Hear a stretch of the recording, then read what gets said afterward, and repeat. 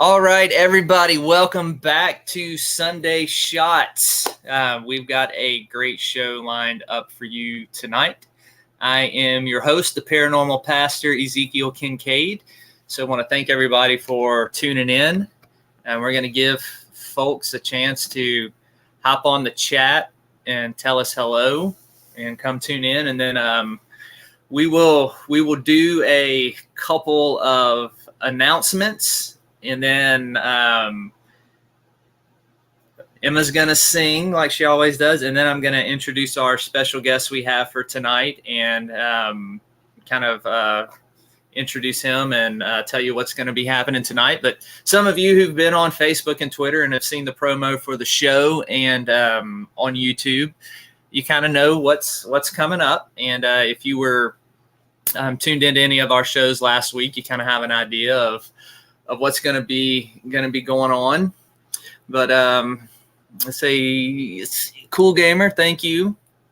Hey, PW, glad to have you back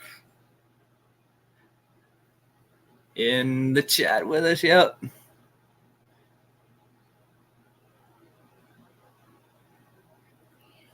My RP Life, thank you. Hey, Teresa, glad y'all made it this evening. And you have Dustin's in the chat right now. When do you want to go over what the topic is tonight? Oh, well, I'm going to let some folks come pop in a little bit. And then we're going to... Can you please move that mask? What mask? Oh, my Terrifier mask. Yes, please. This? Please, no, don't put it on. Come on. Okay, stop it. You know, all right, just stop. Just get it out of the camera. Get it. Come on. My Art the Clown mask. I hate that thing. Just get it out of there. That's what I'm dressing up for as Halloween, is Art the Clown. Those are Bethany's favorite movies. No, you love them. Hey, I was just proud that this time I did not burst into hysterical, frightened sobs when I watched it this time. Yep. She may or may not have passed out a couple times during the Terrifier. I did. I admit, I fainted a few times. I just... Oh, gosh. I'm not ashamed of it. Yep. Oh, there's my PW. Oh. PW's in. My beautiful ethereal one. Hello, Teresa. Hello, my RP Life. Cool Gamer. Yep, so everybody who has tuned in and been keeping up with the show, you know tonight that we have Eli on with us. He's going to be our special guest, and he's going to be talking with you tonight about his experiences. Eli died during COVID, and I'm going to let him tell you about that. And he's going to talk about what he saw during this time period when he died. And it is very awe-inspiring, very fascinating. Y'all are in for a real treat. So he's going to have the main floor tonight, and it's going to be the same format like we always do. Eli's going to be talking and sharing, and Bethany and I may throw a few questions in there. And then after he's done, everybody in chat, you will have a chance to, ask him any more questions or anything maybe that you missed or you need him to ask him if he would like to expand upon. Feel free to do that. So it's going to be the same format like we always have on the show on Sunday Shots. We're just going to give the front seat here to our brother Eli and let him share away. See who we got left. Kenneth is in the house. Raw Edge Paranormal. Thank y'all for hopping in the chat. I really appreciate it. I think I got everybody. So before I let Emma get up here, she's going to sing some songs for y'all like she always does on Sundays. I'm just going to kind of give you a a couple announcements, some things to share, and I'll mention this after the show as well. So first off is this coming Sunday on the, what date is that? The 20th. There's not going to be a show. No Sunday shots. We are all going to be at Octagon Hall in Kentucky doing leading the investigations there. So there won't be a show Sunday night. But we will be doing a show this Tuesday. We're going to continue talking about psychic phenomenon, and we're going to get into remote viewing. So that's going to be on Tuesday nights at 9:30 Eastern, 8:30 Central. There's also Hauntings and Beyond on Monday nights, Dustin's show. So be on the lookout for that as well. I thought, are they live streaming next Saturday? Yes, we will be live streaming Octagon Hall, so that will be on there on our channel. So if you didn't get tickets, or you want to, you've heard us talk about this place so much, if you want to get on and watch the live stream of our investigations, I know Dustin and Vickie are going to be doing those. I'm not going to be live streaming. I'm a little more simple. I can't do two things like that at once. Just not going to happen. So they're a little more gifted in multitasking like that than I am. So, but it will still be on the PPR channel and on YoBaby's channel, and Vickie's going to be live streaming it as well. Trying to think what else. Oh, Tuesday night show. For those of you who were there last week, you know that I am doing a Southern Discomfort giveaway. I write a monthly series for Godless called Southern Discomfort. Each month is a different type of horror story. And the giveaway that we're doing on every Tuesday night show is for anybody who comes into chat and participates and gives us a like for the show on YouTube. At the end of the show, your name will be entered into a drawing, and you will win the Southern Discomfort issue of your choice. But that's not all. There is another giveaway that I am doing, and this is for anybody. Sunday night show, Tuesday night show, anybody on social media. This one is opened up to everybody. If you buy a copy on Amazon of my new book, Johnny Walker Ranger, Volume 2, it has to be on Amazon. It can be the Kindle version or the paperback version. If you buy it and review it on Amazon, so I'll need you to send me a snapshot of your purchase and a snapshot that you left a review. Your name will be entered into the raffle to win my full body of written works to date. This starts now. It's gonna go all the way through December. So you will win Johnny Walker Ranger Volume 1. You already have Volume 2. You will win all 3 Dreadful Death books. You will win my novelette, The Memoir of Darius Fisher. You'll win my other novelette, Night of the Blood Come, and you will win multiple short stories and every single Southern Discomfort issue through December. So that is a ton of stuff. So the requirement to be in that giveaway is buying a copy on Amazon of Johnny Walker Ranger Volume 2, either Kindle or paperback, screenshotting your purchase, and also leaving a review when you're done and screenshotting that. And for those of you who follow me on social media, you can just message it to me. For those of you who don't, you can email it to me. It's just, my email is my name, Ezekiel Kincaid, right there on the screen, at gmail.com. And I'm going to be announcing this every week. So that giveaway is already underway. It's going to go all the way through probably towards the beginning of December. And then I will try to do that ultimate prize giveaway around Christmas time. Trying to think if I'm leaving anything out. Is that all, Bethany? Yeah, that's Good. pretty much everything. Yeah. All right.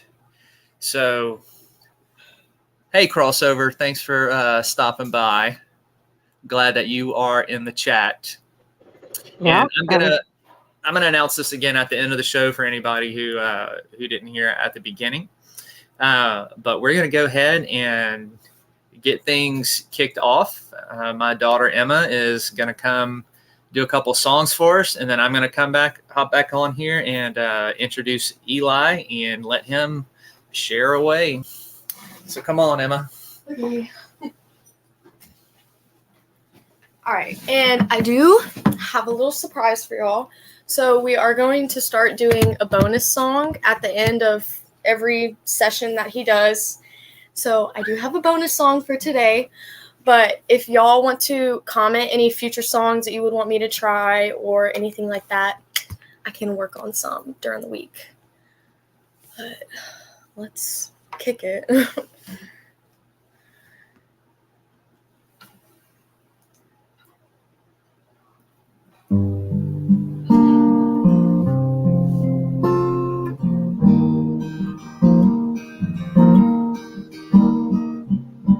Before I spoke a word, you were singing over me. You have been so, so good to me. Before I took a breath, you breathed your life in me. You have been so, so kind to me. Oh, the overwhelming, never-ending, reckless love of God. Oh, it chases me down, fights till I'm found, leaves the 99. I couldn't earn it, I don't deserve it, still you give yourself away. Oh, the overwhelming and never-ending, reckless love of God.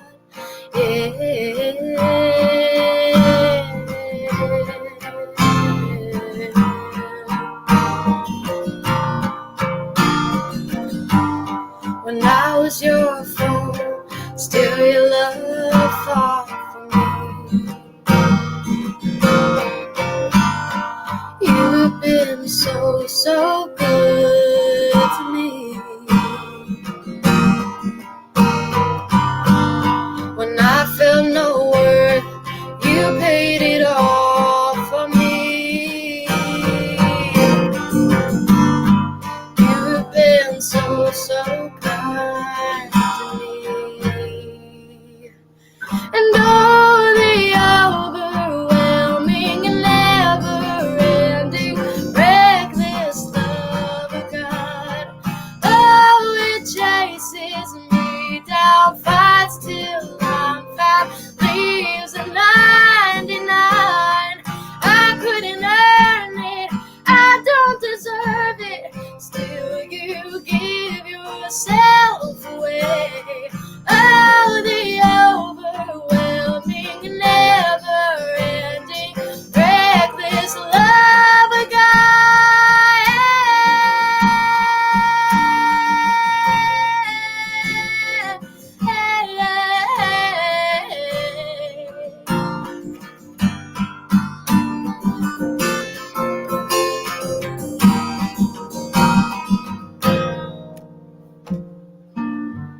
No shadow you won't light up, mountain you won't climb up, coming after me.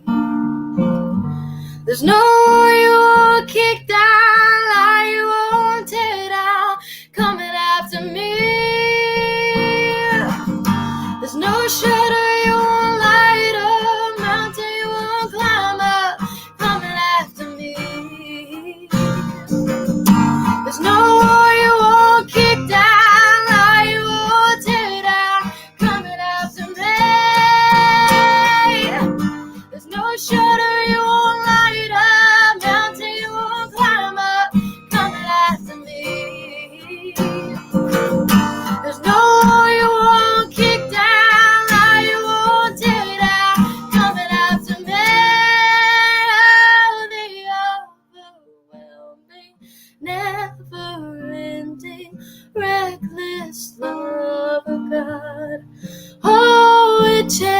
chases me down, fights till I'm found, leaves the 99.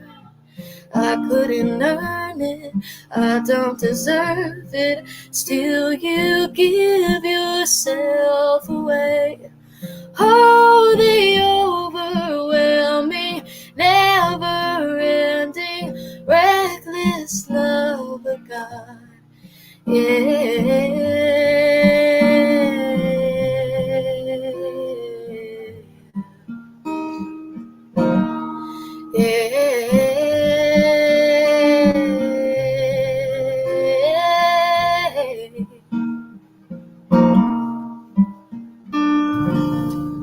One down. Oh, and by the way, you can request any type of song. Like, I have a pretty widespread genre, so anything and everything. Let me pull this up.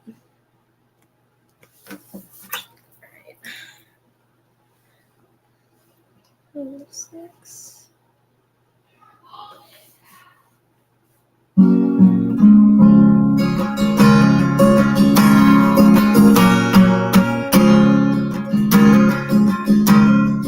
I searched the world, but it couldn't fail me. Man's empty praise and treasures that fade are never enough. Then you came along and put me back together, and every desire is now satisfied here in your love. Oh, there's nothing better than you. Oh, there's nothing better than you. Oh, there's nothing is better than you.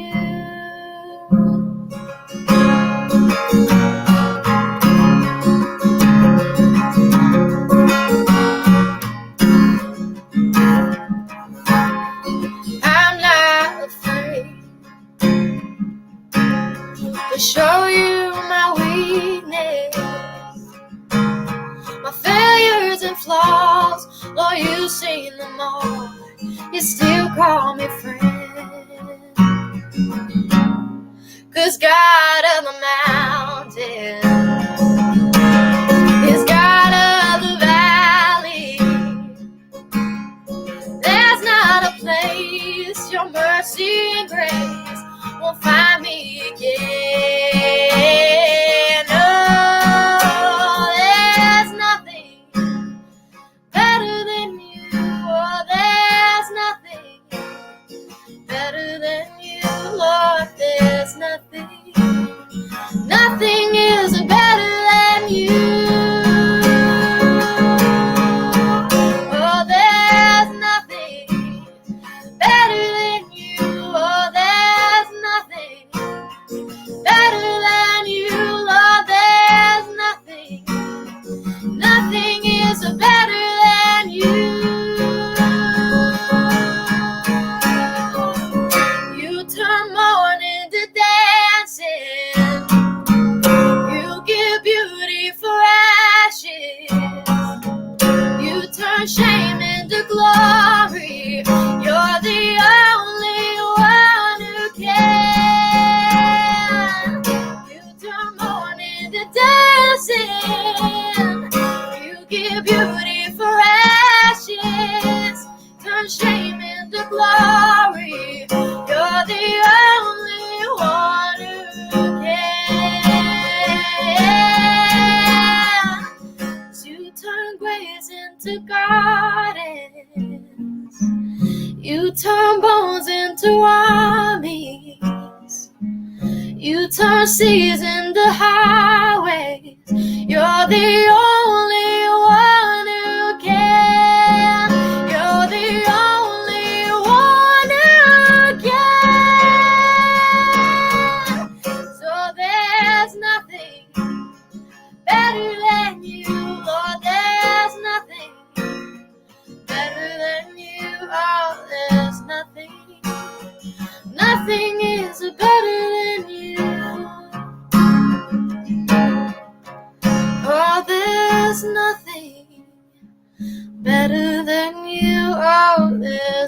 nothing better than you. Oh, there's nothing. Nothing is better than you.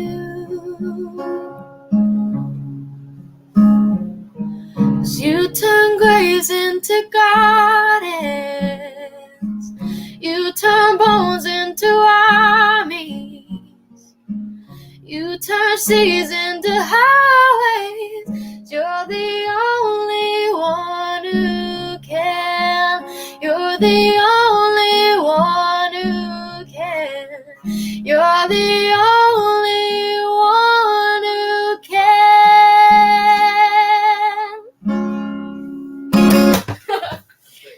Okay, goodbye, I'm done. Oh, Emma, that was beautiful. Thank I you. love it when you sing. All right. So I'm going to figure out here how to Had to serenade pull y'all everybody for a minute. up for a second. Nope, that's not it. Yeah, I'm there. I see me. Yeah, but I see Eli. that's not the one I want. Let's see. I am going to try. Everybody loved your singing. Yep.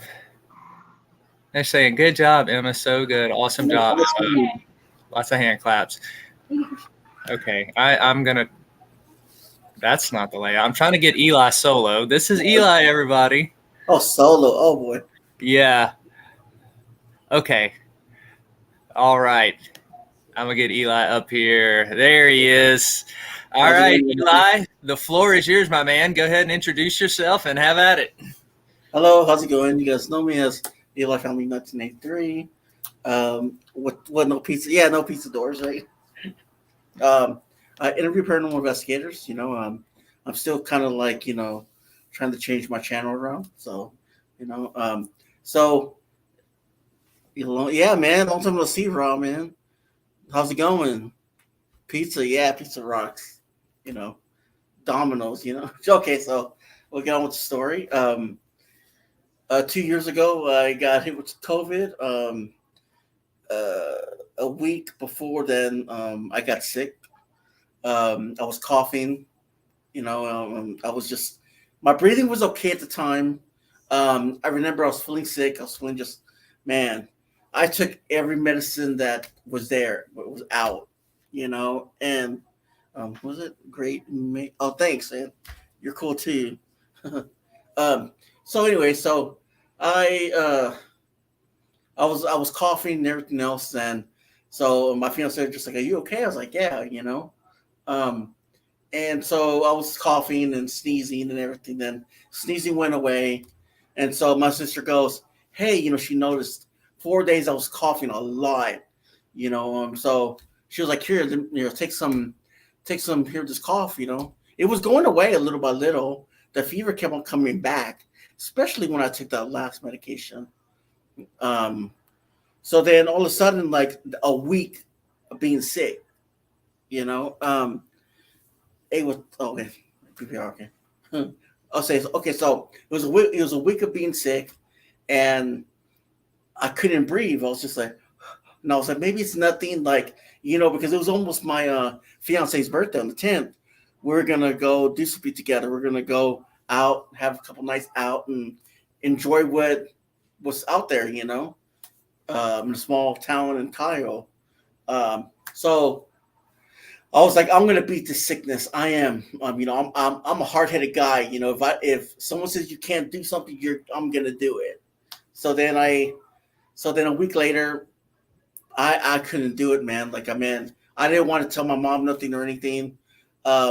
They were still sick with COVID. I got it from them at the house. I was living with my mom at the time, not anymore. So my sister comes knocking on my door one morning. She goes, "Hey," she goes, "I'm going to call the ambulance," because she was going to order food in, So then she goes, "I'm call the ambulance because your lips are turning blue." And I was laying down on my back, and I was just like, "What the hell?" And I was coughing, and I couldn't breathe at the same time. I was trying to breathe. So then I got up. I was hurting. Put on my shoes. Luckily, my mom had this this stressor, like in the hallway. If it wasn't for that, I think I wouldn't walk. Couldn't walk at all. I had a walker at the time, because my leg had went out in a previous week. So I couldn't even get that through. So my sisters had me a chair by the front door. She called the ambulance. They were talking to me. I couldn't breathe for the life of me, man. I was coughing. It was sort of like, just constantly coughing. And, so anyway, so they came in and everything. And one of the one of the ambulance workers were like, hey, I'll catch you. You're a big guy, but I'll catch you. I was like, yeah, right. Like, because I'm a big guy, So she did. She caught me because I was done for. My body was just giving out. I couldn't breathe. I remember laying back on the bed. They were just wheeling me to the ambulance and everything else. And so I remember just them giving me air, At first they gave me that little air where you put in your nose and stuff like that. That didn't work, So then they gave me a mask, but they just pumped it, because I could not breathe at all. I tried to text my fiance. I just remember just dying, just basically that's it. I was going down to this big old long black, wormhole, whatever you call it. And it was just like, it was sort of like squishy sound. And I remember seeing a lot of people and they were like, help me. I didn't mean to do that. And it was going so fast that I couldn't see anybody, but I seen the people's lives, the way they were, what they did. And they knew they belonged there. The feeling of, you're there, and that's your new existence there, When you die, you forget about everything. You forget about what you were doing last night. You forget about your loved ones, and that's your new reality. I basically deserve to be in darkness. So I kept on going and going and going. I ended up on the hospital floor. Damn, that hurt. You know what I mean? Like, so think about it. If you hit the hospital floor, I remember going through a lot of sheetrock and everything, hitting the floor. And I remember just like, what the hell, I mean, the pain radiates down your body, I mean, 10 times worse, and I remember looking back and they're working on me. And then I remember looking at my body and I had a ventilator in me and everything else. And so, but reality, they told my mom that I was fighting the ventilator because I didn't want the ventilator on, but I don't remember none of that. And in reality, they told me that I think they're at a capacity there. They wanted to send me to Austin. I don't know if it was Breckenridge or where. I don't know where. They told me if I went on that helicopter, I would have died. So then they gave me a room. A room came up. I don't know how, it just came up. So then I'm there. I didn't know that. I was just told that part. I remember just seeing myself in bed. There was this black guy came in who was a nurse, I guess, or out there or whatever. He came in and he was fixing my throat. He was putting in that little it's a little long looking thing on the wall, and I think it's for air, but he was trying to make me talk. And then all of a sudden, like, I was just like, oh, I couldn't talk. I was a little bit talking, and he goes, wait, don't talk.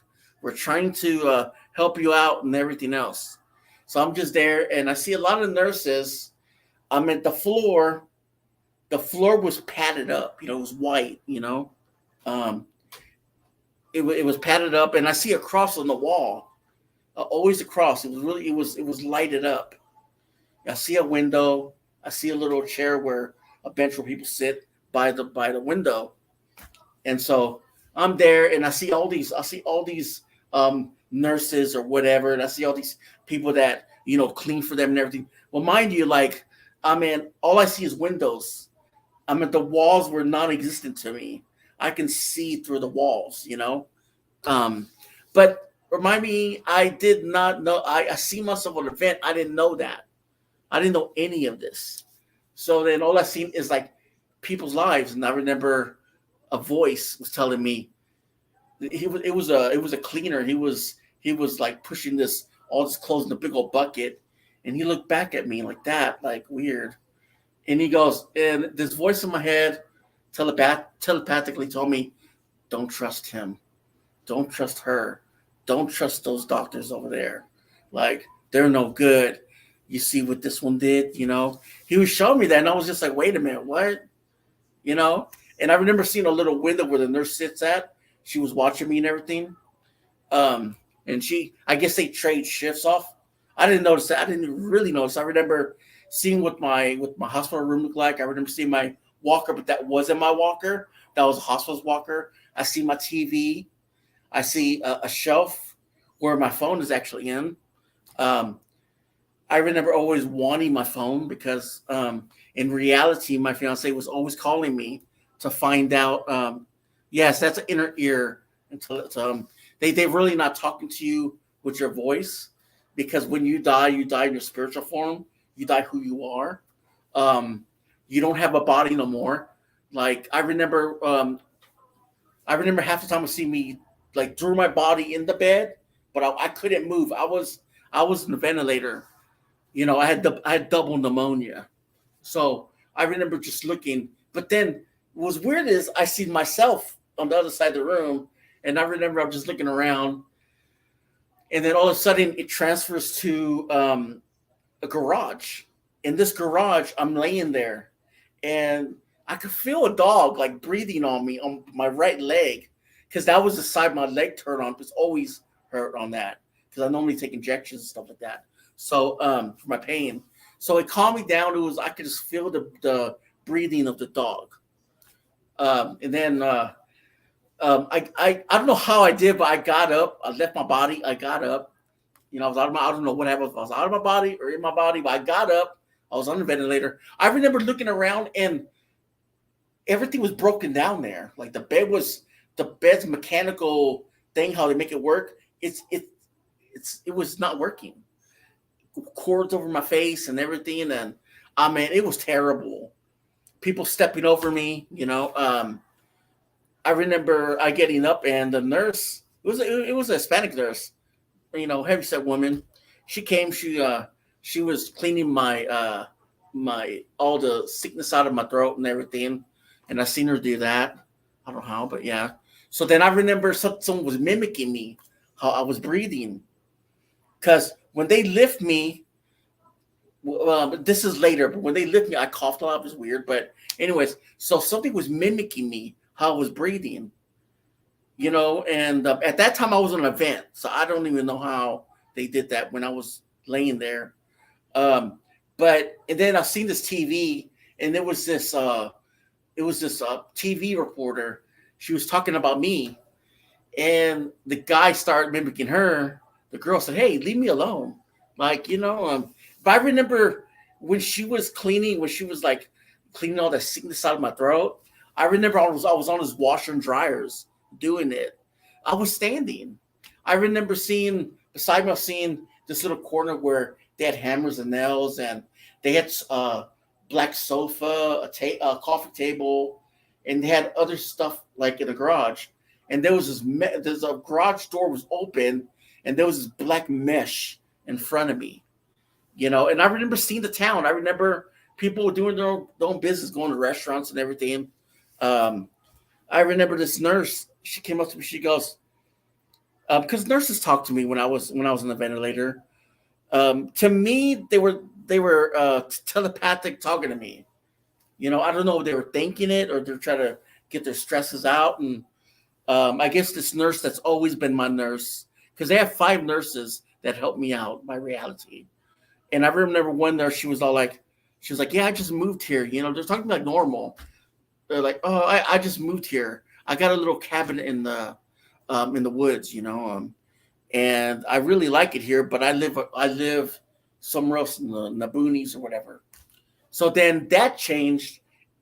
Location changed to a dance hall. Everything was broken down. I remember I was like almost falling off. My leg was just on his right, you know, and I remember hearing my mom saying, y'all need to take care of him. Y'all need to lift his leg up and then whatever. And then I remember seeing my canes, and I was so aggravated. Like, because when you're there, you don't know what's going on. To me, I was the viewer. I remember I got my braces for my foot drop. I threw them on the stage. And it was a big dance hall, man. I had that room all to myself. It wasn't a dance hall, but I remember seeing this female, black hair. She would go out and mess with her boyfriend in the car. I would hear them. I would smell the gas of the car. I would smell outside. I remember it was night. To me, I would feel that. To me, when you're past, you could smell the outside. You could feel it. You can smell the tar on the gas, or it's weird. So that changed. To me, just walking into a bin, a canister or whatever, where you ship off stuff and everything, like to other countries and stuff like that. So I was there. This big old lady comes in, and she was standing there. She was like, "Hey," I was a security guard because I used to work security back then in the day. And I was like, "Where's my gun? Where's my gun?" But in reality, I remember it used to be a thrift store. I used to do security at the thrift store. So I remember running. I don't know how. You can't run. You're just a viewer. You're just like, run. To you, you're standing still. Your legs are planted to the ground, but your body's going like 100 miles per second, like fast. Like it's going boom like that. Like it's crazy. And when you try to talk, you can't talk because you have no vocal cord when you're gone. It's all telepathic. So I remember running, and then all of a sudden I'm in the hospital bed again. I'm watching this. I'm in the hospital bed again, and they're checking for any like diseases in the brain and stuff like that. There's just 2 doctors there, and they're like, "We know what's wrong with you." So I was looking around. I was scared. I was like, "Oh shit!" And they're like, "Do you know what happened to you?" I was like, to me, I was like, "No, I don't know what happened to me." They're like, "Well, you got in a car accident. You hopped in. You're going to the store," and they showed me a vision of me doing it, but it's not real. It was smoke and mirrors, and everything. The store, the car, you felt the heat of the weather. You felt everything. You felt the steps you're taking and everything. And I remember just falling, getting hit by a car. All the pain in your body just like crushed you. Like you were gone. Like you were, man, it was weird. Weird feeling. The pain was unreal. So that kind of died down. I remember looking up, and you know how they say they have like so many stages in hell, and I remember seeing all these knickknacks. I don't know if they were souls, but they were just knickknacks up, all like in a big old sort of like a tunnel, sort of like, but they were like kind of layers, like one little long layer, one little one, all the way to the top. And I remember looking at it, and then I remember seeing a chandelier, and it was an old chandelier. It was from like back in the 1800s,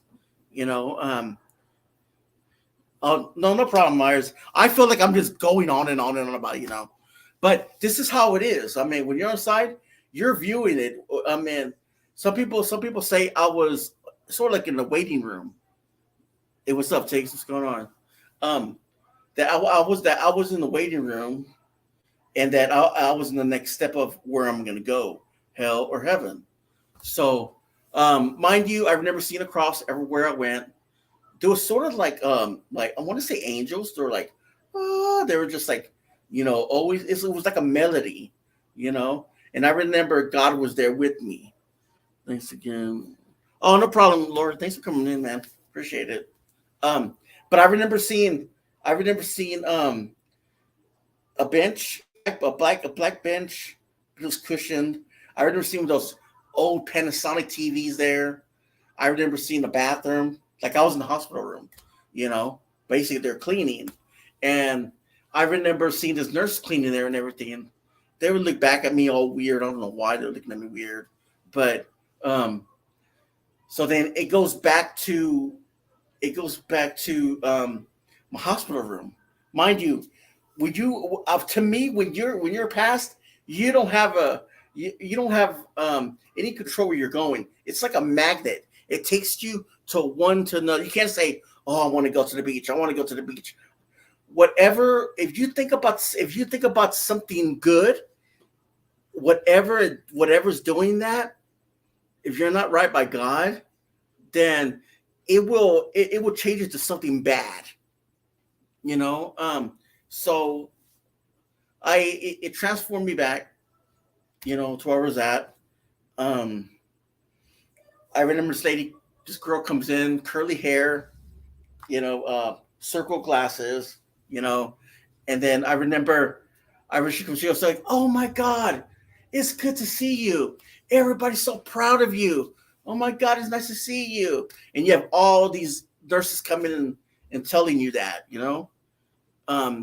they're so excited. I was like, "Wait, I just came over here, everybody's coming over and wishing me and everything." And then I remember seeing my daughter. She was peeking into the doors and everything, and I remember seeing my sister. She was talking to the nurse, just whispering in her ear, I don't know what. To me, it feels like she goes, "My family's so proud of you for taking care of him," I felt it. I felt what she was saying to the nurse, and my daughter, she was just being like, just really like, she wanted to see me, but she didn't. But in reality, she wasn't there, because at that time, COVID was bad. They didn't let anybody go see. I think the nurse took a picture of me being on the ventilator. And it was really crazy at that time. But you know what? Like going back to the beginning, I remember my dad was a Pentecostal pastor. I used to go to church with him a lot, and he used to preach about heaven and hell, but no one ever preached to us about what's in the middle. The middle stages before you go to the end, where you go to hell, heaven. It's just always a purgatory. I don't know if I'm saying it right, but yeah. So I kind of like lost track of God a little bit because I just got too focused in life and doing what I wanted to do. And I told God one day before I got COVID and ended up on a ventilator, I told God, well, I was on a live stream actually, and I was interviewing someone. I was like, "Man, I wonder how it feels to die," and I was like, "Damn." I figured that out when I got back. But anyways, back to my story. I remember I'm gonna call it. I call this story Eminem. Okay, and the reason why I call it Eminem because I was seated on this chair, and I remember I was a viewer. I was watching everything. I didn't know what the hell it was. I wasn't thinking about my life, I remember seeing this big old jar of M&Ms on this counter. I seen it was an apartment. I remember seeing the stove. I remember, this furniture in the back of me. Remember, when you die, you can't you can't turn your head. You can only see your eyes go to your back. You can't turn it. I remember seeing, a playground in the back. I remember seeing upstairs. There's a TV. It was a very, very beautiful apartment. And this cop comes in, and she's crying her balls. She goes, "It's your fault. You shouldn't have died. The reason why my daughter's gone, it's your fault." I was scared. I was crying. That's the worstest fear you can ever have. And she turned my chair around, and it was a playground out there. Well, the story was she got kidnapped by somebody else, and I guess it's my fault, So then it changes from me being in another bedroom not bedroom, but it changed from me being in another hospital, in a hospital bed. And there was this black lady there. This lady, man, she kind of got me mad when I was gone. She did a lot of crazy stuff, to me. So then I remember she was just fixing me up and everything. And I remember the room was dark. I remember, there was like 4 or 5 windows, nurses going back and forth, back and forth. And I remember, I was in, let's see. I remember God was showing me a gas station, and I went to this bathroom. And to me, something was telling me, if I get you out of here and you survive, I want you to go do something bad. Past lives. Yeah. So I remember, I didn't know this guy. I mean, the guy had a beard and everything. I feel like he had a beard. He lost his mind. I mean, I found out later. I found this guy online and on YouTube, and he told me a story. He told me that was his story. He told me that he lost his kid. He lost it, and he was going to go crazy about it. What's up, Butterflies? And I remember just being there, watching everything, and then that transfers me somewhere else. I'm sitting there. I remember feeling all this liquid go to my body, and I remember calculations, and I remember looking at the ceiling, and I remember seeing like the tiles in the ceiling and everything else. And then all of a sudden, like this lady, she put me on the shelf. She goes, "This is going to be your eternity." And to me, I felt so betrayed. I felt so, I cried, but you couldn't cry. I don't know how you explain that. Every pain, that loneliness and everything, that was 10 times worse. That's what you're going through. It's like pricking your finger with something sharp, but it vibrates through your whole body instead of one finger. I remember everybody walking around. It's gonna be okay. I remember the refrigerator next to me. I remember always someone next to me. And I remember I was in Austin. It feels like it was a party. I remember seeing certain people when I was gone. And then after that, I remember looking around. Everybody's having a good time, but me, I'm just like, I'm being just tortured. I remember my mom was all like, "Well, we gotta find another technique." Family was just sitting there torturing you. Then it goes from there to a person in an apartment. I'm just there. It's like being transported back and forth. And I remember there was a big old black lady, and she was like a caregiver. And I remember someone next to me was just like, look, And to me, I looked on one right side. There was this big old trash bag, black one. And there was no way out. There was just plastic, all plastic. And I remember it was an apartment. I was on the floor with my bed. I was just like, everything was just, the cords were over my face and everything else. So I remember from there, I remember going to a cave. It was sort of like it's like a magnet. It just pushes you there. And I remember, because you're not feeling your feet. Remember, my death's gonna be different than anybody else's death. Okay, I'm just putting that out there. I remember just right there. I was talking to a Native American Indian, and there was a wall right here, a big old wooden, like a rock wall. It collapsed. I mean, he was dressed the entire what Native Americans use, like the feathers on his head and everything.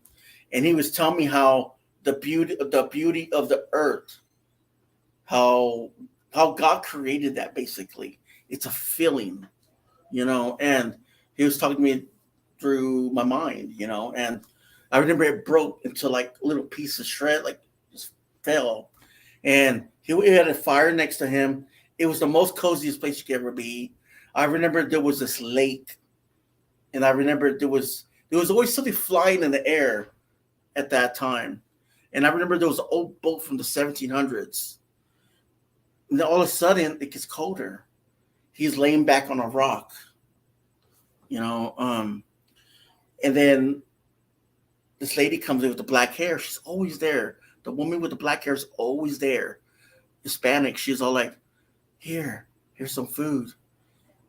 And then I'm walking out. Like there was like something just making me walk out. And I remember seeing cameras out there, or whatever. And it's like God telling me, don't eat that food yet. Don't. So then there was one point where I'm eating with this family, and they give me tacos, or they try to give me tacos, and then God goes, no. He goes, come here. And he takes me somewhere else. Hey, what's up, Hensley?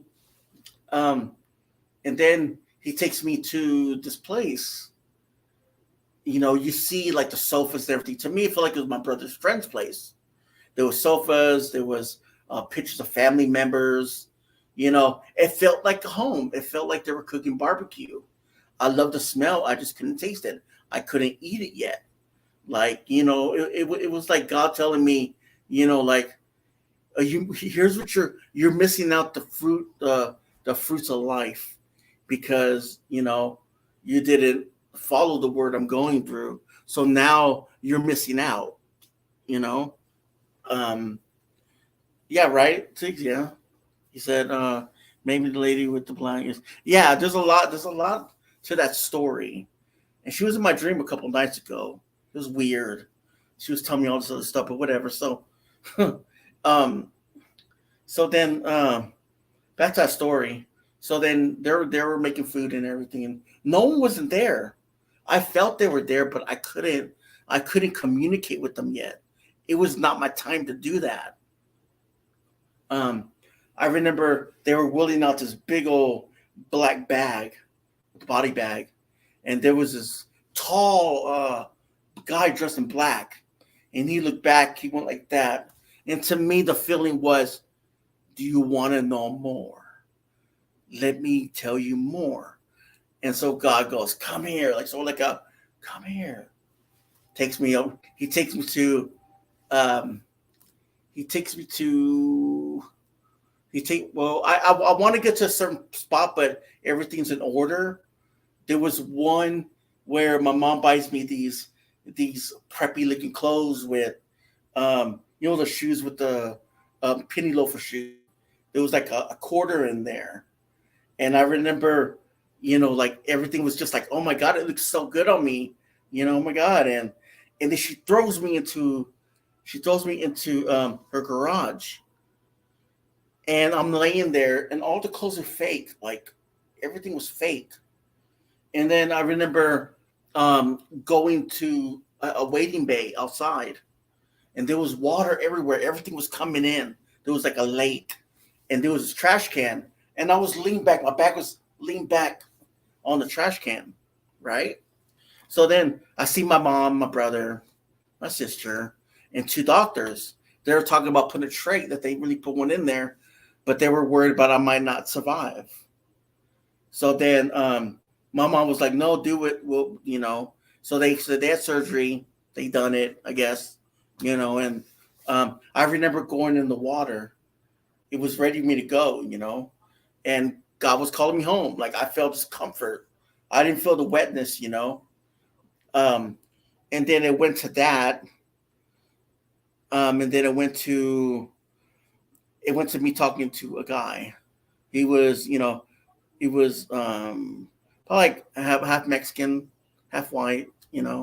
I felt that he was sitting there having a get together, with his partners, but they were inside the building. He came back out. He bought me a drink. He goes, "Hey, are you thirsty?"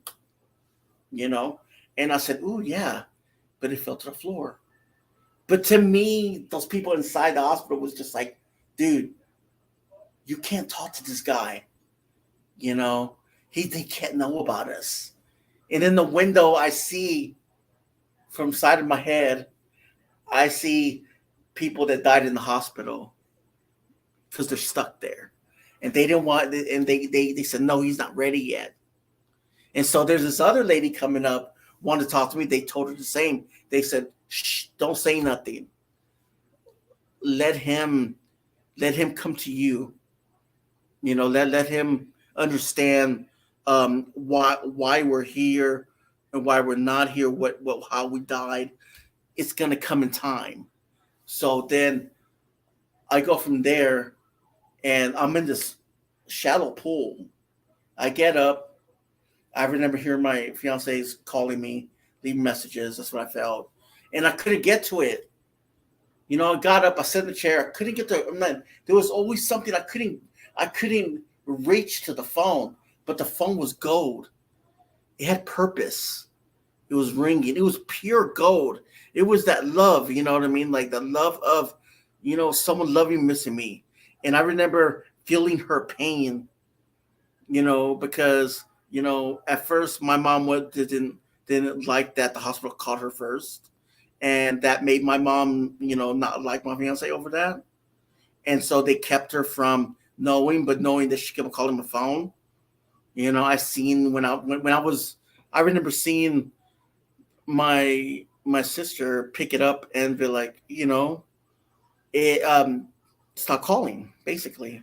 You know, we'll tell you what happens. You know, you're not family. Why is he calling you?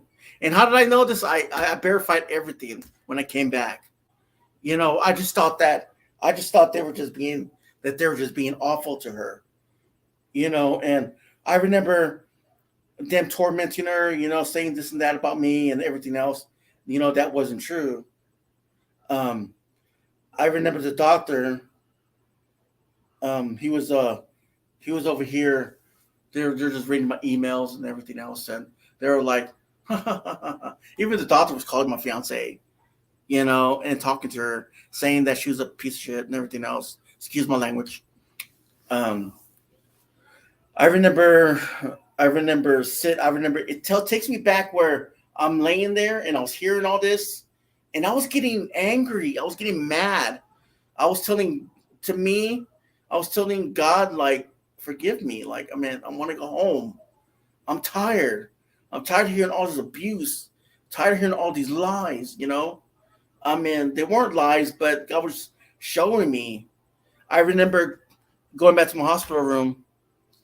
And this lady, this Oriental lady, she sits right on top of me and she goes, I need to pull all this. So here goes the tray.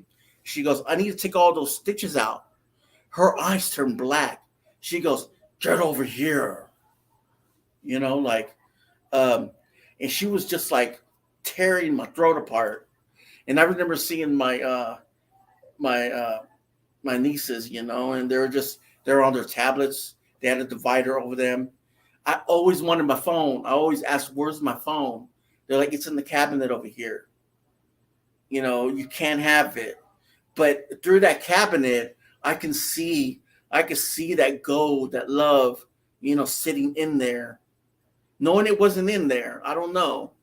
And I remember laying there, and I remember seeing all these nurses. I guess they were training these nurses. They were all walking by, and I remember them just turning at me like that on the side, just staring at me weird. And they kept on, you know, handling their business. And then my hospital bed turned into a workbench, you know, where you lift weights and everything. And then I remember, okay, well, I'm connected. Maybe I'm connected through my asshole, you know, I could shit through. So I did that, you know, sort of smart ass that time too. You know, I thought, okay, you know, man, let's see what else I can get away with when I'm dead, you know? So I remember just laying there, and I was looking at TV, and they had this Australian football. And I looked this guy up actually when I got home, you know, and he was really real, you know. I actually went to the right thing on YouTube too, you know, where he was talking. But to me, they were saying that he did something to his brother. something bad, and that he was getting kicked off the team. But to me, he started the football. He started that team. It's called footy over there in football, and he's the one that first started footy. I remember I see him on the TV, like, saying, "Oh, you know what I mean? Like, I'm a great guy," and he gave money to the poor. Everybody looked up to him and everything else. And I remember he was just doing that. And I remember seeing these nurses come in. They're like, you're not supposed to be doing that in your bed. We got to clean you up. She threw me on the ground, and she goes, you could lay there and you could shit yourself. And I said, oh, damn, that's rough. I'm going to see you when I get out of here. I thought, and I was like, and so I'm laying there, and to me, it felt like they were flirting with other nurses. They were just doing things that they were not supposed to do. So then it took a while, man. I shit and everything else, and I was done. And they came in, they threw me on the bed, boom. And so I remember they were just wiping me up and everything. It was really rough, just being there, being tortured like that, it's that feeling of not return, like you're never gonna get through this, and then God said, "Come here." He threw me. I landed. I landed on this thing where it wheels you. You know what I mean? I don't know what's it called, but so I was laying there, and people were just throwing boxes on me, paper, everything else. I remember them doing their own thing and everything. So then I was just like, it felt like I was never going to get out. I was never going to get out of the boxes. It felt like, it was stuck to me like the paper. I could smell the paper. I can feel like the humidity. I was humiliated. I was made fun of. I was, it was, there's yeah, you're an idiot if you think there's an afterlife. I don't know. Jenkins, I don't know. God just gave me their chance, but I can't answer that one for you. Can't. So God set me up, and there was a stump. I seen other people. They were sitting there like on the log, basically. And I remember everybody had a computer except me. And they're like, they didn't pay. This guy goes, they didn't pay for this. Your family had to pay for you to have your laptop so you could communicate to the outside world. I remember seeing workers, they were working on just everything. You know what I mean? Like they were working like maintenance guys and everything. Let's see. Exactly. Okay.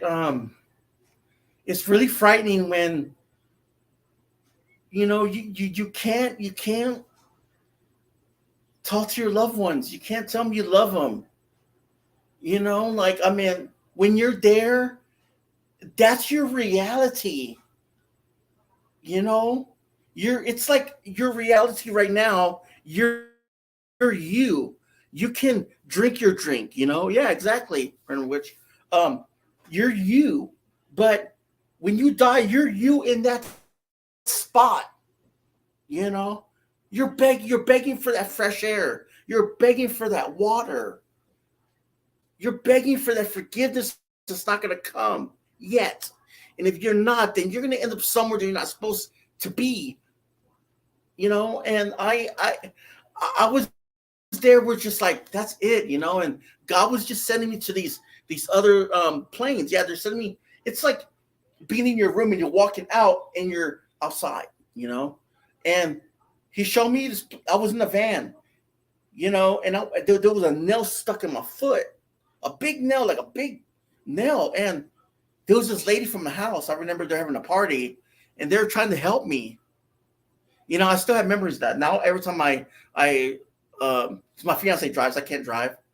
And every time I park behind a white van, I ever think, oh my God, I panic. I panic.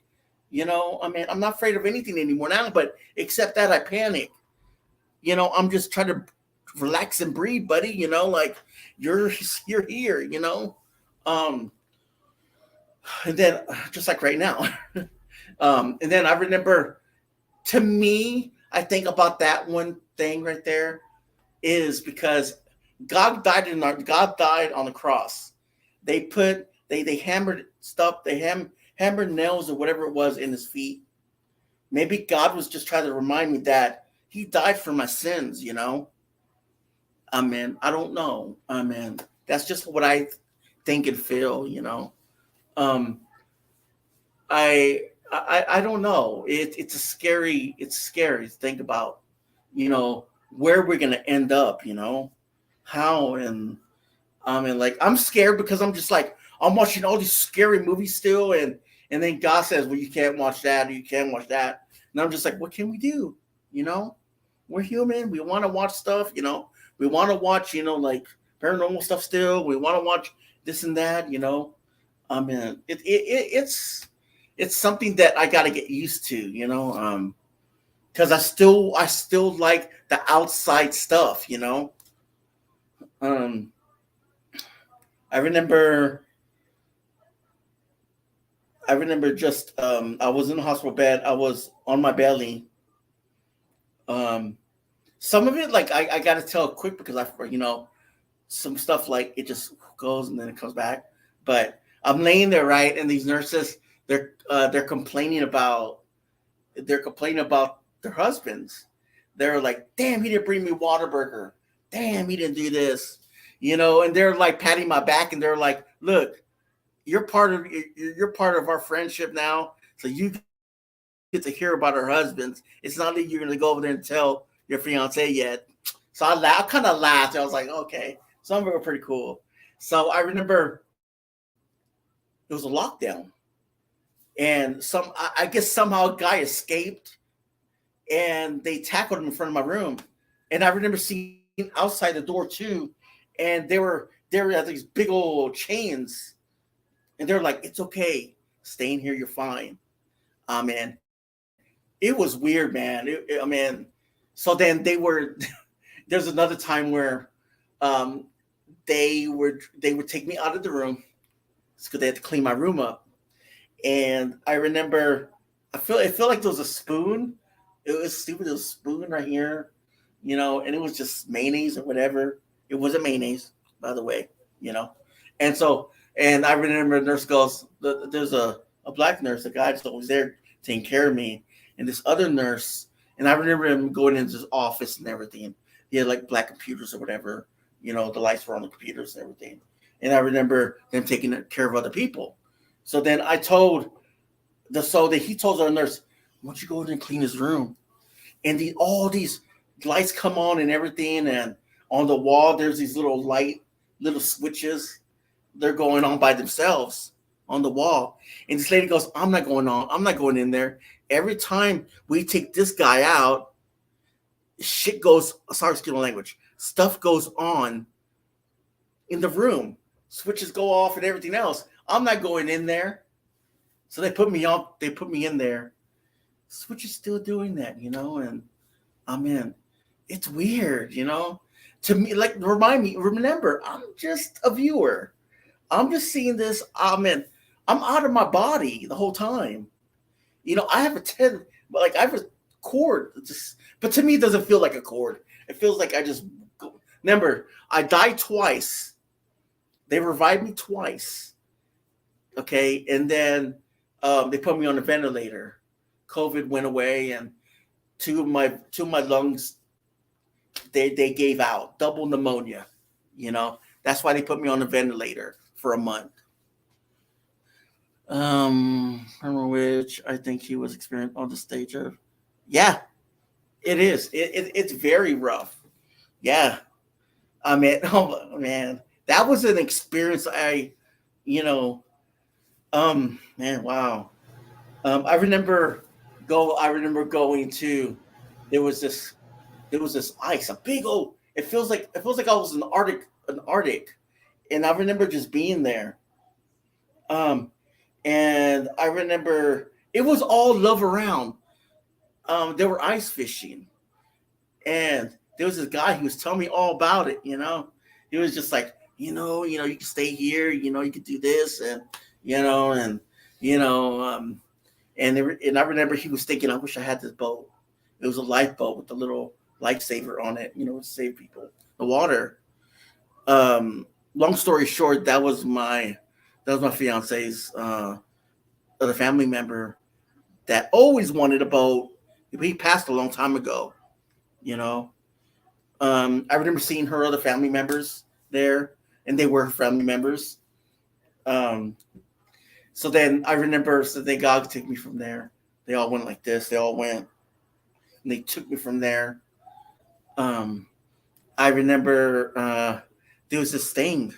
I remember it was a big old shadow. It felt like I was in this. It feels like I was in this courtroom.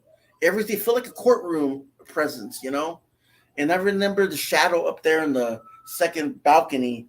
He was saying, "Hey, if you get this gun and you shoot this person, I'll let you go back." And the cops were back. The cops were over there outside waiting to take me back.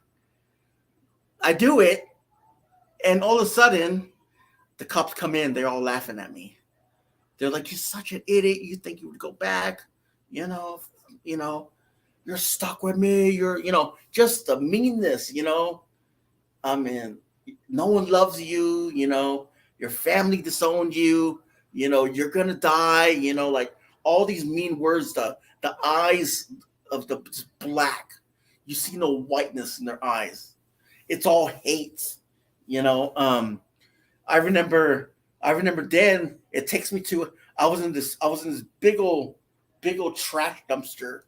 Well, mind you, because I remember when I couldn't move my arms like this. I couldn't. And so in reality, they had to tie my hands down just so people won't take off the ventilator. But to me, I didn't know that. And people all around me it was sort of like a little, a train station, sort of like, And I remember they were just like, "Oh, look at that guy." You know what I mean? And I remember them opening outside. They're like, "We're going to get help for you, buddy. You wait for us." I'm like, "Okay, all right." I think to myself, all right, And then so there I'm transported to a bed.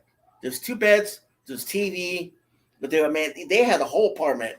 The feeling of, it was comfort to me. It was sort of like my brother's place. Sort of like, never been to my brother's new place. But yeah. So I remember it was my brother's place. And you can see outside, but it's not all sunny. It's all gray, I remember just going out there, and I remember I did walk around outside, but not really a lot, And then my mom, like I was saying, she's always with shady shit. We were in this. It felt like a post office, but it wasn't. It was a hospital. And there was this elevator, and I feel like I snitched on them. And the manager was like, "Look, I want nothing to do with this. The cops are coming. They were changing the place around with masks and everything. They're trying to get away with it." My mom comes down, sees a hospital bed there, and she's like, "Hey, like, why is Eli here? Oh my God." So they start putting like black mask on me, and trying to hide their things, what they were doing. But they were in cahoots with that one black lady that was putting down that liquid with me. They were always trying to find something messed up to do to me. That's how I felt. It was deceived.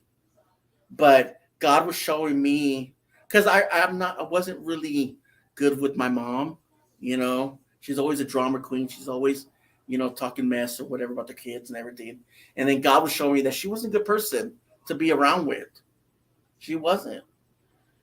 And, I remember he was just telling me all this about her. It's just a feeling of God showing me what my mom was really like. You know, I love my mom. Don't get me wrong, but she did some shady shit when I was on hospital. Excuse my language against her. So then I got transferred into this couch. It's like a chair, you know, like one of those comfortable chairs. And I was sitting there, and then this peace, all that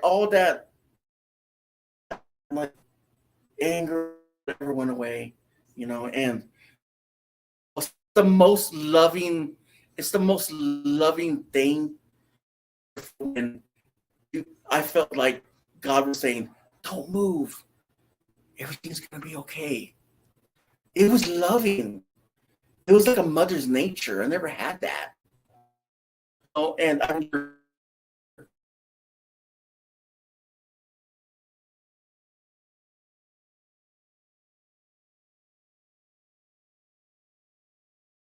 me still. Oh, okay. Um, so then, you know, I seen the cross. I always seen the cross, you know. And so going back to that, like, I'll tell you a little bit. So anyways, so I remember looking over here, and I remember my sister getting married. I seen my sister getting married, but it was in this big old stadium, you know. Yeah, I know, something happened. I don't know what happened. Keeps on going in and out. So I was there. So no, going back, I don't know if you guys missed this. It went out. I landed on the sofa, not landed, but I was placed there. But there was a loving care, and there was always a cross on the wall. There was always, you know, it was always God there with me, and there was this presence where everything's gonna be okay, but just don't look around, because you know, like, it's fine. I remember hearing the ventilators, you know, because I couldn't breathe. I remember hearing all these other noises, you know, peace. Yeah, peace. Thank you, peace. I remember him showing me to my right or whatever, left or whatever. At that time, you don't know what the freaking left and right is, you know. So I remember him just this guy. He put me. You know how you look at germs and everything in this little film. God just put me in that, and he took me with him, and he showed me a big old stadium, man. And I was in this plastic bag. I was in this golf bag, you know. And so I left, and then I remember I was in front of this big old poster. There was a family in the truck, and I was driving this truck. I was leaving. I was leaving that, and I was going. To me, I just can't remember from there. I don't know. God sometimes just blocks me from certain things. Not to say. Then we'll skip that because I can't remember. I'm not gonna lie. So I remember going to the store where they sell clothes and everything, and I remember there was this guy who was sitting there. This guy named Johnson. I used to know when I was working security in Austin, and he was there. I see my daughter. She was running around. Couldn't get a hold of her. You know. I remember seeing my mom and my aunt that came down with COVID and is worse than me because, you know, she doesn't have insurance to go, you know, get her, you know, her arm working good. And I hope she's doing good. Haven't talked to her for months now. So I remember she was good. I remember my mom saying, "Oh my God, you're back. We got all this clothes for you. Got this." And it was always something. And I remember we're being snowed in. Remember, it was not sunny. I remember just seeing white snow, and I was in this little town. I remember being in the elevator, again, being transported to another place, being on the elevator, and something attacking my fiancée. I got that thing off of her, and I remember I was in with, you know, where they put, you know, the freezers where they put the meat at and everything. And I remember there were dead bodies in there hanging. And I remember there was this terrible looking guy with sharp teeth, weird white scaly skin, and he was just with the knives like this. He goes, "Hey," I'm coming for you. I still got nightmares about that, by the way. It's scary. Still got PTSD, I think, because of that. It's my fiance, she struggles with that too, by the way. I remember just going to these places, man, where it's just like it's a nonstop place where it was just bad, it was just some were bad, some were good, I remember getting transported to a place where there was this black guy and the white girl. The girl was like 17, the guy was like 36 or whatever. And they were going back and forth in the garage. And there was these two people that kept on taking turns. And they were working on the machines there. And then I remember I was like, what do y'all do here? Blah, blah, blah. They were showing me around and everything else. And the floor was disgusting and everything. Took me from there. I was hanging on these railing, these metal pipes. And I remember seeing a clock. I couldn't tell the time. Then we hear my mom, oh, how can we get in his bank account?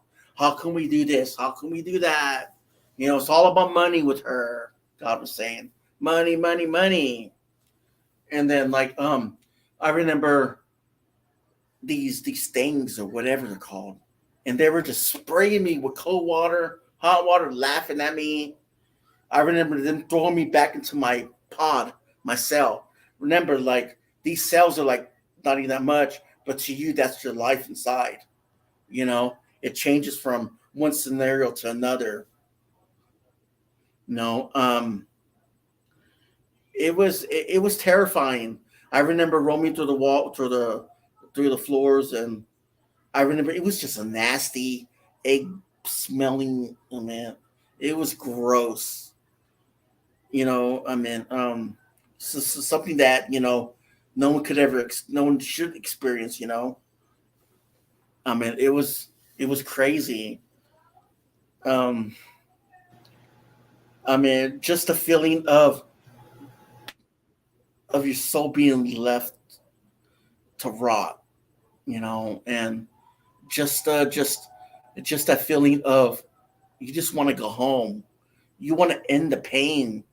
You want to end the suffering. You want to end the sadness. Everything replaying over and over and over. I remember being stuck in this room. I was stuck in my room where it was not my room, it was a hospital bed. And there was 2 boxes. My vent came out and I was like, help, help, help. No one would come and help me out. I remember, and I seen it. It's kind of silly, but I remember it was a popsicle stick and it came out. I was like, okay, stupid, but whatever. So, and then it took me to one place. I was laying there and I was seeing my daughter. She was typing on the laptop, and like she always does. And so she was translucent. I cried. I was just like, I want to go home already, and my fiance, there was always that phone that kept on ringing. And I remember laying there was scary stuff on TV or whatever about where I was at. And there was this politician that came in. He's like, what is this guy doing here? And the doctor was just like, hey, he's just here. He's here for a little bit, Then I was wheeled into a room, still on the TV. And this lady, she came to me. She goes, hey, do you want a popsicle stick? And I said, I can't eat. I'm on a ventilator. Remember, we're talking telepathy way, And I remember her and her daughter, her husband, I don't know where her husband was, but she was saying she got out like a little cool looking thing like that with the fingers. And she goes, here's what we're going to get you a new throat. Something was wrong with your accident. To me, they were saying that I got hit by a car. And I'm just like, what the hell? And then this lady was in another room. They had all this food in there. I really wanted to eat. And then when I got changed, they had me in this farm, and they threw me on this metal bed just to change me. My mom comes in and she goes, what the hell's going on here? You didn't tell me my son was over here out of the hospital. And so my sister was bitching at one of the doctors and everything else, and then the hospital people, the hospital workers, were out there taking out trash and working in the yard for them and everything else, and you could smell the heat, you could smell the air. At that time, you can see sun, you can see the sky, you know. But to me, it felt like they were there trying to get extra hours because they weren't getting it at the hospital. It was crazy, man. It was really crazy.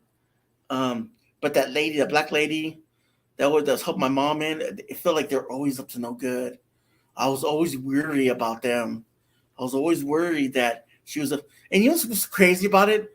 All those people that were, you know, helping me, I was out of body experience. I didn't know. I remember I didn't see that black lady yet. Skinny black lady that was doing me good, not getting me good, you know. It was just weird. Like I'm just like, I seen everybody else but them. So it took me back. I went back into a chair. Boom. And I was in the room full of equipment. And so there was a pulpit right in front of me. There was a cross on the wood. And the doctors, they were tried to jimmy the door to let my family in, but they were going somewhere else with my family. And I remember just sitting there, and I landed back. I want to say the post office, but you know, because they had kidnapped me. Remember when they were going back to where they were doing brain surgery? They were kidnapping me. I remember being in this big old blimp. I remember seeing 1980 TV sets and everything in the blimp. I suddenly got help, and I floated away. I was back home in the hospital, seeing doctors going up the aisle, you know, and my mom didn't want me home. She goes, "Oh, I got to go to work now. He's back now. I got to take care of him." And I said, "You know what? Forget you. I'm going back." You know, God, I was just too tired. You know, I went back to the hospital, another hospital. I was laying there, and I was like, "God, I'm done. I'm done. Take me home." Done, basically. The feeling of it, you know. I'm not sure anybody saw it. Yeah. Thank you. Here we are. So I was done. God was just, he was listening to me. I seen the shoe. It's not one of those flip-flop shoe where, you know, it's now these days shoe, you know. So I seen his feet. It felt like he was moving away a little bit, but he was telling my mom not to walk away. He formed a cloud. He says her name over and over and over again. And he shows my uncle, because my uncle, he got sick and he was in a wheelchair, and he's up and about now, walking around. But he gets sick. I don't know if it was him or not, but he was on the porch. So basically, my mom needed to talk to them, you know. So then, yeah, I remember seeing that, and I was floating over in my house, my mom's house, and I seen this light-headed woman in the kitchen, and she was telling me, "Oh, you're good, you're good." And I was like, "I'm almost home." She goes, "No, you're not." Everything else was black, like the whole living room and everything else. And I was telling God, "I'm done. Please don't show me no more. I don't want to know anything. I'm done." And then there was this tribal music he was playing with those horns. You did not horns, but trumpets. They were mixed in. It was just this peaceful song. Just the love of God. Just his love, his compassion with you. You know, I mean, it gives me the chills thinking about just his love. You know, this calming love where it's like he just with the trumpet, the music playing. He goes, "Family, family, family. Remember to put my family up now first." You know, and it was family, family, family, family. And all of a sudden I woke up. But to me, it felt like there was like a lot of cockroaches coming out of my mouth. And then the doctor was just like, wow, I was at 15%. I was at 15% almost dying. You know, it was amazing. I remember seeing my mom a little bit later. I didn't want to see her because I know what God showed me that she wasn't right in her head. Basically, if God told me if she would get away with murder, she would, you know, and it's just all that, you know. But God tells me forgive her, but let God deal with her, you know. And I remember everything what she did to me, but to me it's more like I pity you because I know that where you're gonna end up if you don't change, you know. I remember still being in hospital, laying there. They put on the TV, and I was like, I don't want to watch something scary.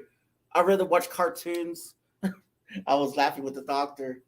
Well, I was telling them, I was like, I was going like that because I couldn't talk because I had my trade in me. So then they're like, well, you need to move your arm because it was weak. I couldn't lift this arm or just eat. So they had to mess with the remotes. I wanted to change something fun, you know, something funny. And so I remember laying there. I was already back and everything. And the TV was on and everything else. And, you know, remember I was still groggy. I was still, you know, under delirium and everything. And the TV goes off. I look around. This is when I'm alive ready. I look around and everything. I don't see a nurse in sight. No one, you see nurses everywhere. You see around the corner everything and everything. And I remember the feeling of being alone, and I didn't want to be alone. I remember a little girl goes, "I'm here," and then I look over here on my side, and there was something like a snake or something on the ground, and it telling me, "I know you see me," and I'm like, "Oh shit," you know what I mean? Like, you know, like it was creepy as hell, man. It sucked because, you know, going back to being dead, it's like I wanted water, you know, because they had that food going in me.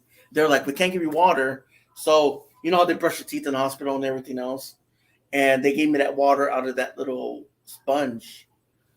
And I remember seeing water bottles in my hospital room, but it wasn't there. There was no water there. There was no orange juice that I liked. There was nothing. There was nothing but just, you know, like something to put in your system. I was under delirium still. I remember my fiance saying, "Hey, you know, like, why don't you go hang out with your friends?" You know, because I made it. When you're under delirium, it shows you a whole different thing, even though you're awake. I remember she was like, "Hey, I got you another perfume that you like," you know, and this and that. Why don't you go hang out with your friends? And I remember like saying, "I don't want to hang out. I just want to hang around with you." You know, I wanted to tell her so much. And I remember her being on the ground, on the cement ground, and me holding her because that's all I wanted was her. You know, and I remember just when I first seen her, like I remember just like I was too embarrassed because I looked like shit. You know what I mean? I didn't want her to see me like that, and she came in and, you know, I wanted to tell her so much. I couldn't talk. You know, this nurse came in and she showed me a little tube. It's called a mirror where they put right here where you can talk. Oh man, I wanted to tell her so much. It's sort of like I couldn't talk, but it's still like a little container you put right here. And I remember just, yeah, it was so cool. I was talking and everything else. I want to tell her so much. Like I said, I want that water over there. I told her first thing I said. She goes, "What bottle of waters?" They're right there. But get this, I never seen it in my life. Ever since I've been to the grocery store, it was by the soda aisle, I think it is. I remember seeing the water there, that I never seen. But when I went there, I remember seeing that exact water. It kind of freaks me out a little bit because I never actually drank it. What's that, purified water? What is that? Whatever. It was some kind of different water everybody drinks, but whatever. So it's kind of weird how I seen the water, but then I never tasted it, but I wanted it. Never bought it because it was nasty. So it was club water. That's, I think that's what it is. So yeah, I wanted to get up. I remember I couldn't get up because they thought I had a stroke, but I didn't. Couldn't lift my arm, couldn't use my leg as much. Yeah, no, not Fiji water. It was another water. It was yellow wrapper. Dustin here. Yeah. Hey, Dustin, what's going on? How's it going? There's a lot more. Like, it's eternity. When you're there, there's no time or space. There's nothing. There's nothing but confusion. There's nothing but there's love, but there's not love. They're showing you what could happen, where you can be, where you're gonna go. I just be right by God, man. I'm not gonna preach or anything, but be right by God, Remember, anyone can do a good deed and they think they're going to heaven. Just save yourself with God. Let him enter your heart. That's the very first thing I did, because I know that God is good, and God is love. He's a loving, forgiving God. And I thank God because I came back. Everything's such a memory. It's crazy. It's crazy how you see certain things and it's like, wow, wow. I think I'm pretty wrapped up, I think. Yeah, man.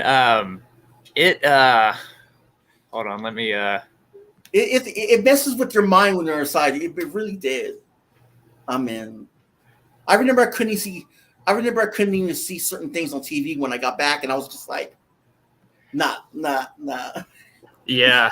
There's just so much going on with what you just shared with us. I know, looking at some of the comments, it's like you were experiencing a little bit of heaven and a little bit of hell at the same time, kind of going back and forth between the two. We also, I know we were having comments on there in chat. It was almost like you were either experiencing like alternate realities or past lives that stuff that could have been. I forgot one story I'm going to mention. I remember I was in this carport. I remember I mentioned that. Yeah. I remember I was somebody else. I felt like I was someone else. I felt like I was skinny. I felt like I had a cowboy. I feel like I owned a cowboy hat.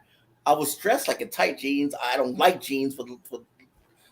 I don't like them. So I remember I was driving in. I thought I was all that. I had my watch. I had my expensive stuff. I can actually see my dashboard. I can actually see the steering wheel. Yeah. It's crazy. Yeah. Everything. And then I stop.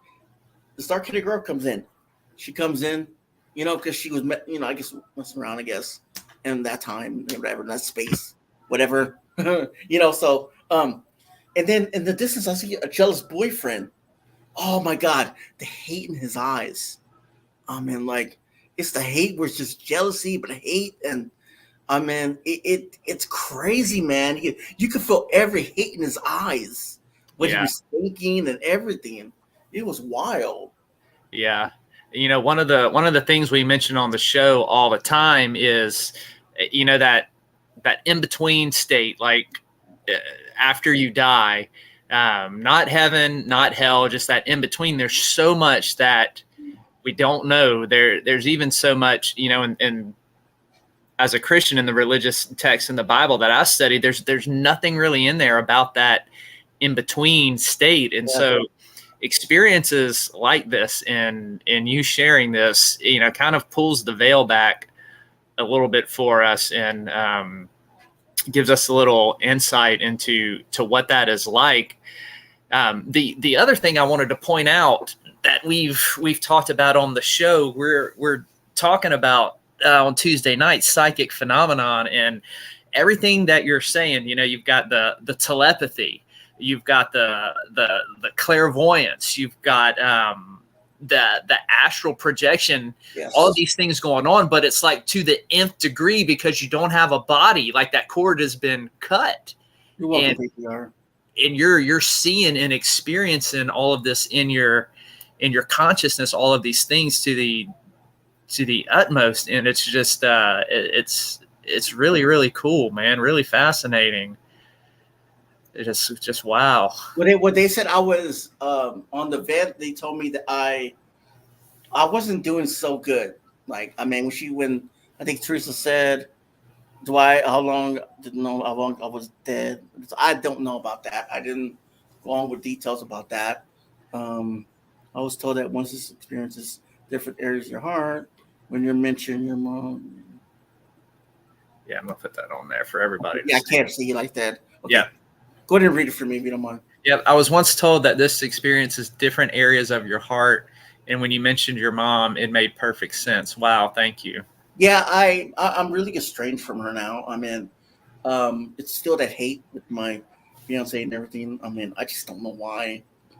I talk to her and it's just like it's always hate, and I'm like, okay, I'm hanging up, you know. But God was showing me a lot how she is and what she can get away with if she could, you know. And I didn't see it at that time. I was just like a really forgivable person, but I mean, like, yeah. I mean, don't get me wrong, I still love my mom, but yeah, there's times where it's just like, okay, she's unbearable, you know. I think that when God brings you back, if he knows that you're gonna be an awful person, and he's not gonna let you come back. You know, some people come back to earth and they keep on doing wrong. Yeah. Always wrong. You know, God's not, it's like this. God's not gonna let someone in heaven knowing that you're gonna corrupt heaven. You know? I'm letting I really wanted to go with them, to be honest. Like, I mean, to be honest, like I still got my I had foot drop already, but you know, where you can't lift your toe when you walk. I have braces for that. But I remember I got I remember when I was in physical therapy, I couldn't get up out of my wheelchair or my chair, and now I can. I'm doing my own things now, you know, feeding myself and everything else. But I remember just, you know, going to physical therapy and everything else. And healthcare system sucks, by the way. Yeah, even if you have insurance. Yeah. And I remember just going through a lot. I mean, I'm still walking with 2 canes. Around the house, go with 1 only. So I walk with an elbow crutch, you know, one of these. You put it around, you know, your hand and everything else. And the doctor was over like, oh, you know, he might come out. He might come out not being right. And I'm just like, yeah, right. Like, I mean, he thought I was gonna have like psychosis or whatever. I mean, the only thing that's wrong with me is I'm always tired, you know, and like it's just like sort of like the delay, sort of like, you know, like if I'm gonna do something, I'm just like, oh shit, I'm gonna do that. You know what I mean? Like, I think that's the only thing I struggle. Just out of breath sometimes, you know. Time I walk, I can't help that. You know, if you come back, God still has work. Yeah, exactly, Teresa. Like God said, family comes first. You know, no matter what. I got my own place now, and I'm happy now, and I'm glad God brought me back. And to be honest, like now these days, like we're in the car the other day. We're going to my daughter's appointment, and the car. I mean, I guess there's a car that went in front of us, and I didn't fear that. I didn't. You know how you push your brake and you're like, whoa, you know what I mean? Like you feel that scaredness. I mean, God took away that fear. That's crazy. I mean, like people scare me, and I'm like, I used to be like, whoa, you know, get scared. But me, it's more like, okay, yeah, you know what I mean? Like it's, you know, that fear of death is gone. Yeah, yeah, it's gone. Because I know that when I know when God returns, like, I mean, it's crazy. He's gonna come back. He's gonna come. And that's why I was saying, just be ready. Because God is so good. He, like, I mean, it's just like it's so crazy all to show me, like why they're here, why spirits are stuck in their predicaments, and some stay into their they come. Yeah. Like, I mean, it's crazy. I mean, the stuff he showed me was just like unreal. Like, I mean, it's crazy. Yeah. Like, it's so wild. Yeah, man. Well, look, thank you for coming on and thank you, man. Man, this was an incredible blessing for us, and you're welcome. I know everybody in chat was in awe, and I know people were touched, and listen to Eli's message to you. Get right with God. Live that life of love. Just so much of what you said. I was just mentioning in chat, we've been going through the book of Enoch, and we're getting ready to go through the book of Revelation, and those visions switching back and forth. And then you've got, the spirit prisons and stuff like that, man. All stuff that we've talked about on Sunday nights, and that we will continue to talk about too on Sunday nights. So just thank you for sharing. And I say like this, like I was going to be stuck in darkness, and that's not a pretty place to be, guys. I mean, like it changed my life around. Like, I mean, it's more like your death is going to be different than mine. Yeah. Remember, when you pass, you forget about who you were here in this earth. Your new place is where you're going to end up. And if you're lucky, God might give you that second chance. Yeah. And you don't want to experience hell because, life is, tomorrow's never promised. Yes. Isn't. I don't think about it no more. I always have it as my memory, but it's there. It's to remind me to be like, hey, buddy, like, slow down there, like before you have that third helping, remember gluttony. Just kidding. Yeah. Well, look, man, thank you again. I know it's been long, but no. This was great. This was really great. I'm glad we had you on, and you got to share and stuff. So thank you for that. I'm going to let Emma come back up here and kind of do one more song. And then once she is done, I will wrap up just with a couple more announcements. And then we will eat. So, man, thank you. We'll talk, man. So absolutely. All right. God bless you guys, man. Thank you, Eli. Bye, guys. Bye. All right, Emma. Oh, this song.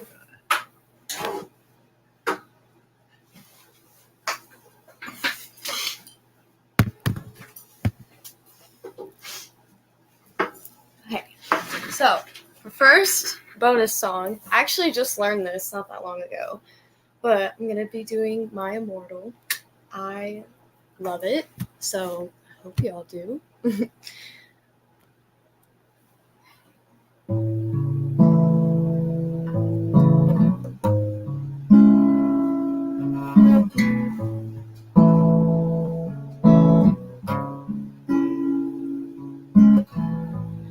I'm so tired of being here, suppressed by all my childish fears.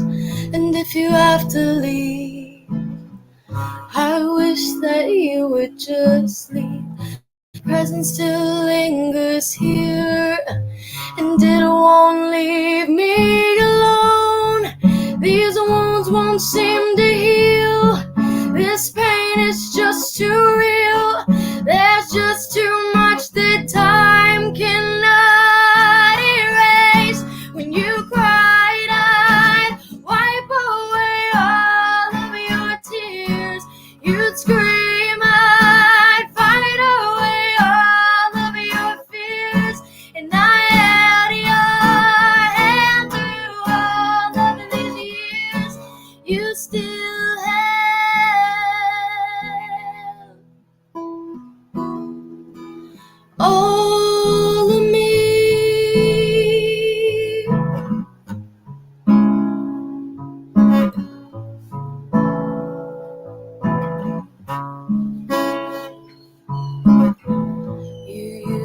captivate me by your resonating light.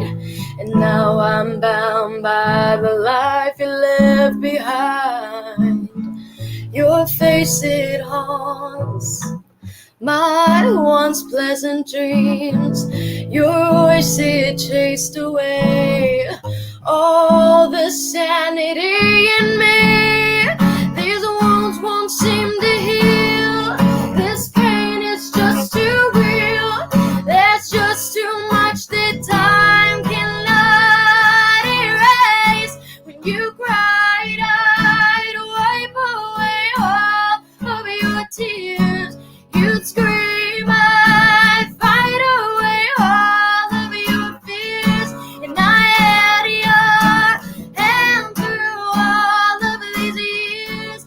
You still have all of me. I tried so hard to tell myself that you're gone.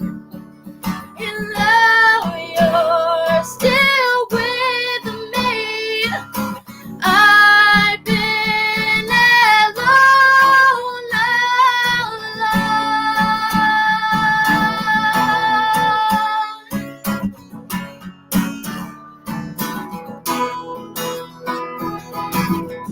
When you cried, I'd wipe away all of your tears.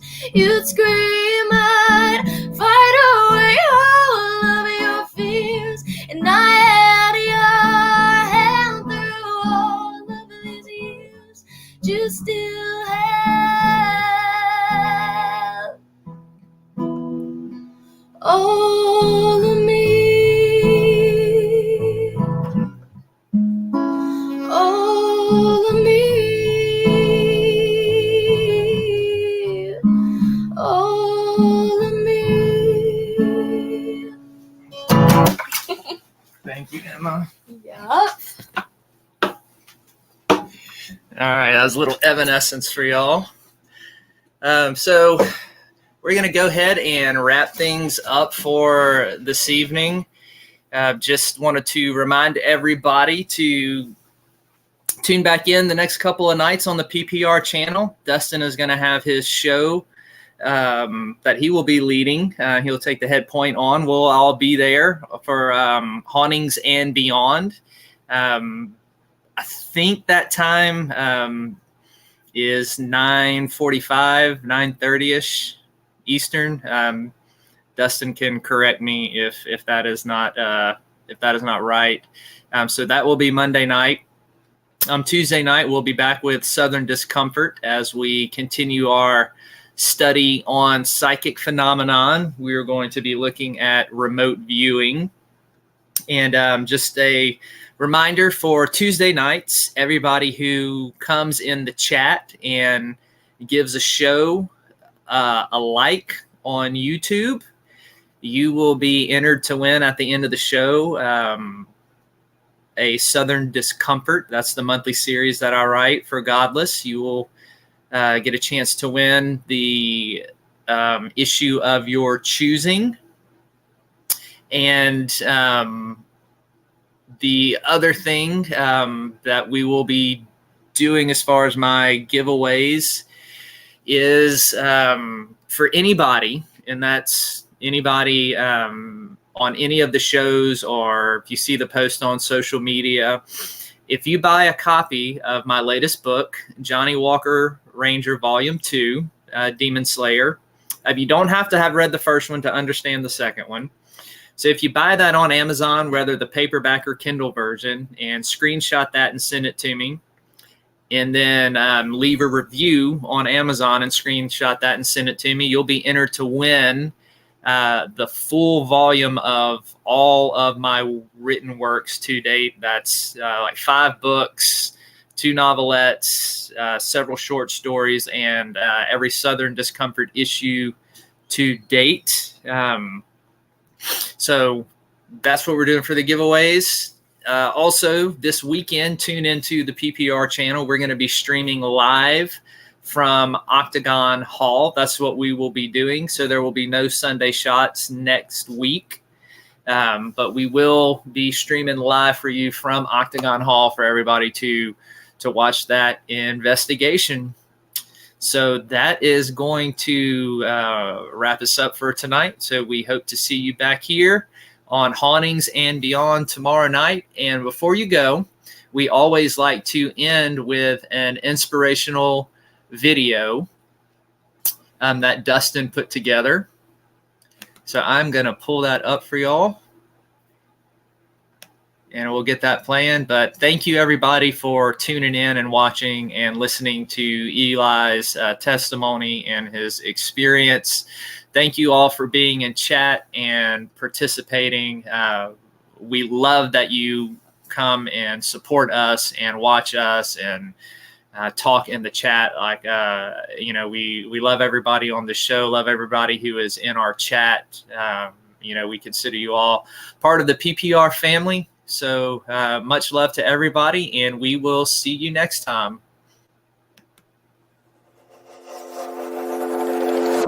Is this what giving up feels like?